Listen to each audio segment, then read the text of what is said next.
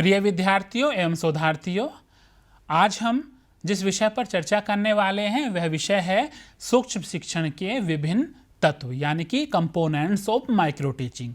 पिछले व्याख्यान में हमने ये जानने का प्रयास किया था कि माइक्रो टीचिंग क्या है, उसकी फेजेस कौन कौन सी हैं और विभिन्न शिक्षण कौशल कौन कौन से हैं जिनको एक भावी अध्यापकों को सीखना और उनका अभ्यास करना चाहिए। आज हम ये जानेंगे कि जो सूक्ष्म शिक्षण है उसके प्रमुख तत्व कौन कौन से हैं और इन तत्वों का हम किस प्रकार से उपयोग करते हैं। पहला जो तत्व है सूक्ष्म शिक्षण का वह है मॉडलिंग। मॉडलिंग से क्या तात्पर्य है? एलन और रायन ने इस मॉडलिंग को डिफाइन करते हुए बताया था कि an individual demonstrating particular behaviour pattern which the student learn through imitation. तो इन्होंने क्या कहा, एलन और रायन ने, कि मॉडलिंग क्या है? मॉडलिंग एक ऐसा व्यवहार प्रतिमान है, एक ऐसा विशिष्ट व्यवहार प्रतिमान है जिस व्यवहार प्रतिमान को विद्यार्थियों के द्वारा अनुकरण करके सीखा जाता है। क्योंकि हम सूक्ष्म शिक्षण में क्या करते हैं, हम यही कार्य करते हैं कि एक जो मॉडल या एक आदर्श पाठ है, एक आदर्श जो शिक्षण परिस्थितियां हैं उनको ध्यान में रखते हुए हम उसी तरीके से अपने शिक्षण को संचालित करने का प्रयास करते हैं। तो मॉडलिंग का जो कंसेप्ट है वो यही है, क्योंकि सूक्ष्म शिक्षण में ये माना जाता है कि जो हम कौशल को हम सीखते हैं यानी कि उस विशिष्ट शिक्षण कौशल को जब हम सीखते हैं तो वह अनुकरण के माध्यम से हम सीखते हैं। हम बात करते हैं यदि फॉर्मेट्स ऑफ मॉडलिंग की, तो यहाँ देखते हैं कि 3 प्रमुख फॉर्मेट हैं। एक है परसेप्चुअल फॉर्मेट, दूसरा है सिंबॉलिक फॉर्मेट और तीसरा है ऑडियो मॉडलिंग। तो परसेप्चुअल मॉडलिंग क्या है? परसेप्चुअल मॉडलिंग से तात्पर्य इस प्रकार से विद्यार्थियों के समक्ष आदर्श पाठ को प्रस्तुत करना कि वह उसे स्पष्ट रूप से देख सके, अर्थात वीडियो या लाइव सेशन के माध्यम से विद्यार्थियों के सम्मुख उस आदर्श पाठ की प्रस्तुति, ताकि वो देख सकें, उसको स्पष्ट रूप से समझ सकें कि अमुक व्यवहार उपयुक्त व्यवहार है इस अमुक कौशल के अंतर्गत।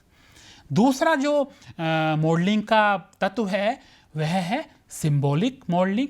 सिंबॉलिक मॉडलिंग में क्या होता है कि इसमें हम वीडियो या ऑडियो ना प्रदर्शित करके हम उस विद्यार्थी को रिटन फॉर्मेट में मटेरियल प्रोवाइड करते हैं, जहां हम हो सकता है उसे रिटन हैंडआउट्स, उसे कुछ स्पष्ट रूप से बनाए गए लेसन प्लान या उसे कुछ मॉड्यूल्स जो कि हमने विशेष रूप से शिक्षण कौशल के संबंध में तैयार किए गए हैं, उस सब पाठ्य वस्तु को हम अपने छात्र अध्यापकों को देते हैं ताकि वो उनको पढ़ सकें और उससे एक विशिष्ट व्यवहार प्रतिमान को सीख सकें।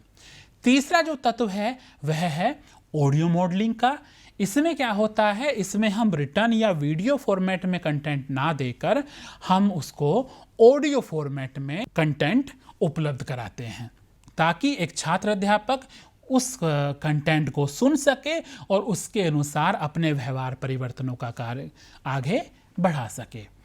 अब हम यदि बात करें कि जब हम मॉडलिंग करते हैं या मॉडल प्रेजेंट करते हैं, एक आदर्श पाठ प्रस्तुत करते हैं विद्यार्थी के सम्मुख, तो वो किस प्रकार से प्रस्तुत किया जाता है। यदि हम टाइप्स ऑफ मॉडल्स की बात करें यानी कि मॉडल्स के विभिन्न प्रकारों की बात करें, तो ये 3 प्रकार की मॉडलिंग के हैं, जिसमें एक पॉजिटिव यानी कि सकारात्मक, दूसरे नेगेटिव यानी कि नकारात्मक और तीसरा मिक्स्ड यानी कि मिश्रित।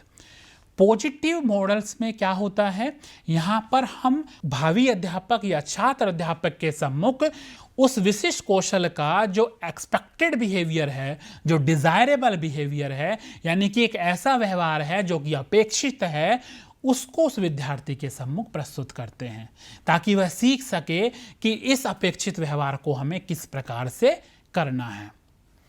नेगेटिव या नकारात्मक मॉडलिंग में क्या होता है, इसमें उस व्यवहार प्रतिमान के हम ऐसे समस्त पक्षों को उसके सम्मुख प्रस्तुत करते हैं जो कि डिजायरेबल नहीं होते, अर्थात अनडिजायरेबल होते हैं। यानी कि ऐसे व्यवहार प्रतिमानों को प्रस्तुत करना जो कि अनडिजायरेबल हैं, जो कि वांछनीय नहीं है। तीसरा जो प्रकार है वह है मिश्रित या मिक्स्ड फॉर्म। इसमें क्या करते हैं, इसमें हम दोनों प्रकार के व्यवहार प्रतिमानों का उपयोग करते हैं, जहां हम उन समस्त व्यवहारों को जो कि अपेक्षित हैं उनको भी विद्यार्थियों के सम्मुख प्रस्तुत करते हैं, और वह समस्त व्यवहार जो कि अपेक्षित नहीं है उनको भी अपने छात्र अध्यापकों के सम्मुख प्रस्तुत करते हैं, ताकि वह दोनों प्रकार के व्यवहारों से सीख सके और उसी के अनुसार अपने व्यवहारों को समायोजित कर सके। दूसरा जो कंपोनेंट है माइक्रो टीचिंग का वह है फीडबैक या पृष्ठ पोषण। पृष्ठ पोषण क्या है? पृष्ठ पोषण से तात्पर्य यह है कि जब एक छात्र अध्यापक किन्हीं विशिष्ट कौशलों को ध्यान में रखते हुए जब एक अभ्यास सत्र आयोजित कर रहा होता है या एक अभ्यास सत्र में अपने आप को प्रस्तुत कर रहा होता है, तो उसके सम्मुख हम उसके द्वारा किए गए अभ्यास के सापेक्ष उसकी अच्छाइयों और उसकी कमियों को हम उसके सम्मुख प्रस्तुत करने का प्रयास करते हैं। तो यह प्रयास जो उसकी अच्छाइयाँ और उसकी कमियों को प्रस्तुत किया जाता है उसको हम फीडबैक के नाम से जानते हैं, पृष्ठ पोषण के नाम से जानते हैं। पृष्ठ पोषण किस प्रकार से दिया जाए या उसके सोर्सेज क्या होते हैं, ये यदि हम जानें तो हम देखते हैं कि मैकेनिकल गैजेट्स हमारे, यानी कि जो हमारे वीडियो टेप हैं या हमारे ऑडियो रिकॉर्डिंग जो हमने की है उस विद्यार्थी के अभ्यास करते समय, उसका हम उपयोग कर सकते हैं पृष्ठ पोषण देने के लिए। हम कॉलेज सुपरवाइजर्स यानी कि जो हमारे टीचर एजुकेटर्स हैं, हम उनकी सहायता से फीडबैक प्रदान करते हैं।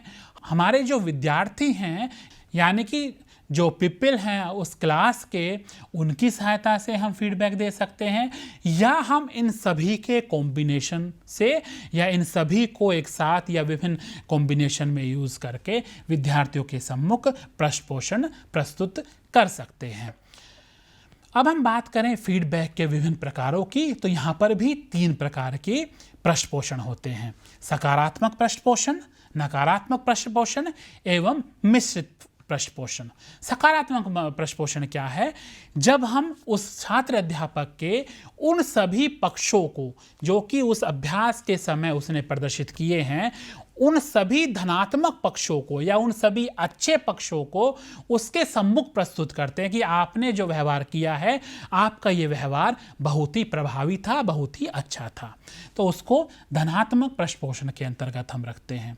दूसरा जो पृष्ठ पोषण है वह है निगेटिव यानी कि नकारात्मक पृष्ठ पोषण, जहां हम उन सभी अनडिजायरेबल बिहेवियर्स को, जो अपेक्षित नहीं है, ऐसे व्यवहारों को प्रस्तुत करते हैं विद्यार्थियों के सम्मुख, ताकि उन व्यवहारों को आगे जब वो प्रैक्टिस करे तो सुधार कर सके। और जब हम बात करते हैं मिक्स फॉर्म की या मिश्रित उपागम की, तब हम छात्र अध्यापकों को धनात्मक एवं ऋणात्मक यानी कि दोनों अपेक्षित एवं अनपेक्षित दोनों प्रकार के व्यवहारों को हम बताते हैं, ताकि उन व्यवहारों को सही प्रकार से वह आगे रख सके, आगे उपयोग कर सके। इसी तरीके से यदि हम बात करते हैं पृष्ठ पोषण की, तो 2 प्रकार से पृष्ठ पोषण दिया जा सकता है। इमीडिएट फीडबैक यानी कि जब हम जो हमारा साइक्लिक प्रोसेस चल रहा है, जो हमारी माइक्रो टीचिंग सेशन चल रहा है, उसके तुरंत टीचिंग के तुरंत बाद जब हम पृष्ठ पोषण देते हैं तो उसे हम इमीडिएट फीडबैक की बात या तत्कालिक पृष्ठ पोषण की बात करते हैं। और जब हम उस पृष्ठ पोषण को थोड़ा देर बाद देते हैं यानी कि एक समय के पश्चात देते हैं, तो उसे डिलेड फीडबैक या विलंबित पृष्ठ पोषण के नाम से जानते हैं। ये माना जाता है कि यदि छात्र अध्यापक शिक्षण कौशल का अभ्यास कर रहे हैं तो शुरुआत में हम उन्हें इमीडिएट फीडबैक दें, शुरुआत में उन्हें अर्ली फेज में उन्हें पॉजिटिव फीडबैक ज़्यादा दें, और धीरे धीरे जब उस अभ्यास में वो पारंगत होने लगता है तब हम विलंबित या दूसरा जो नकारात्मक पृष्ठ पोषण है वो फिर हम उसको बाद में दें, ताकि शुरुआत में उसको मिली गई फीडबैक से वह उसमें थोड़ा एक कॉन्फिडेंस, एक आत्मविश्वास जागृत हो और वो सही प्रकार से शिक्षण कार्य कर सके। तीसरा जो तत्व है सूक्ष्म शिक्षण में वह है सिमुलेशन। तो सिमुलेशन क्या है? सिमुलेशन एक ऐसी कंट्रोल सिचुएशन है, ऐसी नियंत्रित परिस्थिति है जो कि वास्तविक परिस्थिति के जैसी होती है, लेकिन वहाँ पर उन सभी चीज़ों को जो कि एक वास्तविक परिस्थितियों में होती हैं उनको कंट्रोल करके रखते हैं, उनको नियंत्रित करके रखते हैं। जैसा कि हम बात करें, वास्तविक कक्षा में विभिन्न प्रकार के विद्यार्थी होते हैं, विभिन्न प्रकार से व्यवहार करते हैं वो कक्षा में। तो जब सिमुलेशन की परिस्थिति होती है तो यहाँ पर हम एक ऐसी कक्ष बनाते तो हैं जहाँ पर विभिन्न प्रकार के व्यवहार करने वाले विद्यार्थी हों, लेकिन उनका जो व्यवहार होता है, उनका व्यवहार वो नियंत्रित होता है। वह उस जो हमारे शिक्षक प्रशिक्षक हैं उनके द्वारा दिए गई भूमिकाओं का निर्वहन वो कर रहे होते हैं। माइक्रो टीचिंग का जब हम सेशंस आयोजित करते हैं तो हम किस प्रकार से सिमुलेशन करते हैं, अब हम ये जानने का प्रयास करते हैं। तो यहाँ पर भी विभिन्न प्रकार का सिमुलेशन होता है। एक पहला जो सिमुलेशन है वो है आइडेंटिटी सिमुलेशन। इसमें क्या होता है, इसमें जो लर्नर है वह अपने आप को उस समस्यात्मक परिस्थिति में रखता है, और कौन सी समस्यात्मक परिस्थिति, जो कि उसने हाइपोथेटिकली यानी कि अपने आप बनाई है, और उन समस्यात्मक परिस्थितियों में किस प्रकार से व्यवहार करना है यह वह वहाँ पर प्रदर्शित करता है। यानी कि इसको यदि हम और अच्छे से समझें तो एक छात्र अध्यापक के द्वारा खुद ऐसी परिस्थितियां निर्मित की जाती हैं, हाइपोथेटिकल सिचुएशंस, जिनमें जो कि हो सकता है थोड़ी प्रॉब्लमेटिक हों या कुछ ऐसी हों जो सामान्य से हटकर हों, और उन परिस्थितियों में हमें किस प्रकार से व्यवहार करना है वो ये सारी चीज़ें करके सीखने का प्रयास करता है। तो आइडेंटिटी सिमुलेशन में छात्र अध्यापक के द्वारा स्वयं ही ऐसी परिस्थितियां उत्पन्न की जाती हैं और उनके समाधान का प्रयास भी स्वयं ही किया जाता है। दूसरे प्रकार का जो सिमुलेशन है वह है लैबोरेटरी सिमुलेशन। इसमें क्या होता है, इसमें जिन परिस्थितियों में एक छात्र अध्यापक के द्वारा कौशलों का विकास करने के लिए जो प्रशिक्षण कार्य किया जा रहा होता है, जो अभ्यास कार्य किया जा रहा होता है, उनको वह अपने कौशल को परफॉर्म करने के पश्चात खुद अवलोकन करता है, वीडियो टेप या अन्य किसी माध्यम से। तो उसको अवलोकन करने के पश्चात वह उस परिस्थिति में किस प्रकार से व्यवहार अपेक्षित है या किस प्रकार से व्यवहार किया जाना चाहिए, यह सीखने का प्रयास करता है। अगली जो परिस्थिति है, अगला जो सिमुलेशन है वह होता है रोल प्लेइंग का। रोल प्लेइंग में क्या होता है, इसमें जो टीचर है, जो हमारे टीचर एजुकेटर्स होते हैं, शिक्षक प्रशिक्षक जो होते हैं, वह छात्र अध्यापक के सम्मुख पहले से ही इस प्रकार की परिस्थितियां रख देते हैं, या हम कहें कि जिन विद्यार्थियों को वो पढ़ाने जा रहा होता है उन विद्यार्थियों को विभिन्न भूमिकाओं का निर्वहन करने के लिए बोल देते हैं। जैसे एक ऐसा विद्यार्थी जो कक्षा में बार बार प्रश्न पूछता हो, एक ऐसा विद्यार्थी जो प्रश्न पूछता ही ना हो, एक ऐसा विद्यार्थी जो बहुत तेज बोलता हो, एक ऐसा विद्यार्थी जो बहुत धीमे बोलता हो। तो ऐसी परिस्थितियां यानी कि रोल प्लेइंग का संप्रत्यय यहाँ पर उपयोग करते हुए उनको विभिन्न भूमिकाएं दे दी जाती हैं, ताकि उन भूमिकाओं के सापेक्ष विद्यार्थी वहाँ व्यवहार करें, और फिर छात्र अध्यापक सभी अलग अलग प्रकार की भूमिकाओं में जो विद्यार्थी हैं उनके अनुरूप अपने शिक्षण कार्य का प्रबंधन करें। तो इस प्रकार से हम देखते हैं कि सूक्ष्म शिक्षण के 3 प्रमुख तत्व होते हैं, जिसमें मॉडलिंग यानी कि किस प्रकार से हमें अनुकरण करके या अनुकरण करा के अपने छात्र अध्यापकों को उन विशिष्ट कौशलों का ज्ञान कराना है। दूसरा प्रश्न पोषण यानी कि फीडबैक, जहां हम अभ्यास के समय उस छात्र अध्यापक के द्वारा प्रस्तुत किए गए कौशल की अच्छाइयों और उनकी कमियों को उस छात्र अध्यापक के सम्मुख प्रस्तुत करते हैं।